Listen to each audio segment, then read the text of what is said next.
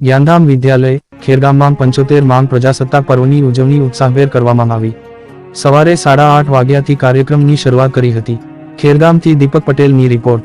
નમસ્કાર, આપ સહુનું DN24 news ગુજરાતીમાં સ્વાગત છે। મુખ્ય મહેમાન તરીકે ગામના ઉપસરપંચ જિગેશભાઈ પટેલને આમંત્રણ આપવામાં આવ્યું હતું। તેમના હસ્તે ધ્વજારોહણ કરવામાં આવ્યું હતું।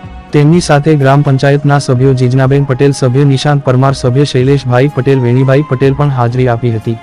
ત્યારબાદ શાળાના વહીવટીકર્તા સ્મિતાબેન મિસ્ત્રી, ટ્રસ્ટી શ્રી ધર્મેશભાઈ લાડ અને શાળાના શિક્ષકો દ્વારા સાંસ્કૃતિક કાર્યક્રમનું પણ આયોજન કરવામાં આવ્યું હતું।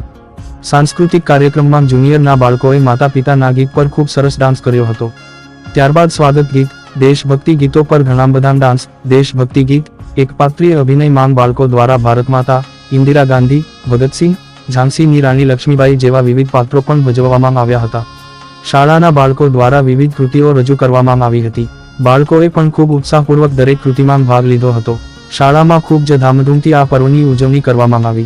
તેમાં વાલીઓએ પણ મોટી સંખ્યામાં હાજરી આપી ઉત્સાહપૂર્વક ભાગ લીધો હતો। બાળકોના પ્રોત્સાહન માટે ઘણા બધા દાતાશ્રીઓ તરફથી દાન પણ આપવામાં આવ્યું। અંતે બાળકોને ચોકલેટ અને ફરસાણ પણ વહેંચવામાં આવ્યું। સવારે 11 વાગ્યા આ કાર્યક્રમ ખૂબ જ સારી રીતે સફળતાપૂર્વક પૂર્ણ થયો અને બધા છૂટા પડ્યા।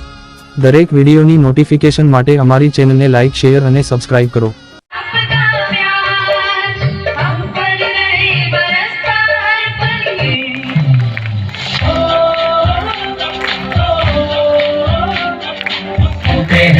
हम चलते हैं जब ऐसे तो दिल दुश्मन के